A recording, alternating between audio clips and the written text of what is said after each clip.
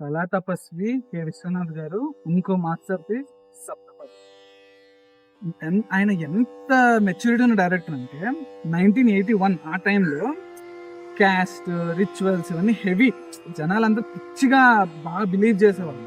అలాంటి టైంలో వాటికి అగెనిస్ట్ గా రెవల్యూషన్ సప్తపది గ్రేట్. అది లాస్ట్ లో మన సీక్వెన్స్ ఉంటుంది, అల్లు రామలింగయ్య గారు సోమయాజులు గారు చెప్తారు, ఐ ఓపెనింగ్ షాట్ ఎక్స్ప్లెయిన్ చేస్తారు. శంకరాచార్యులు గారు వెళ్తూ ఉంటారు, ఆయనకి మార్గ మధ్యంలో ఒక హరిజనుడు ఎదురవుతారు.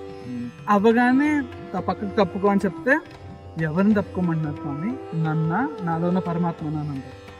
ఇంకా శంకరాచార్యులు గారు జ్ఞానబోధ అయిపోయి ఆయనలోని ఈశ్వరుని దర్శనం చేసుకుంటారు.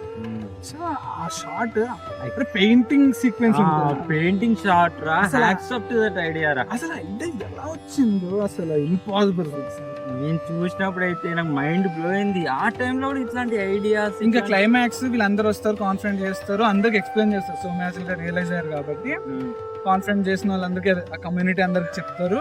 ఆయన హస్బెండే వాళ్ళ వైఫ్ ని వదిలి ఆయన తీసుకొని వస్తారు, హరిజనుని తీసుకొని వస్తారు, ఈవిడ లవ్ చేస్తున్న హరిజనుని. ఇద్దరిని సోమయాజులు గారు, అంత టిపికల్ పర్సన్, అంత మొండి మనిషి, అంటే కాస్ట్ వీటిని బలంగా నమ్మే వ్యక్తి, దాన్ని తెలుసుకొని వాళ్ళిద్దరు చేతులు పట్టుకొని వాళ్ళకి పెళ్లి చేయడానికి పడవలో తీసుకెళ్తా ఉంటారు. బ్యాక్గ్రౌండ్ లో విశ్వనాథ్ గారు డైలాగ్స్, కళాకారుడికి కులము ఇవన్నీ ఉండవు. అసలు సప్తపది అసలు మంచి మట్టి కథల్ని మన అందరి మనసులకి హత్తుకునేలా తెరకెక్కించారు.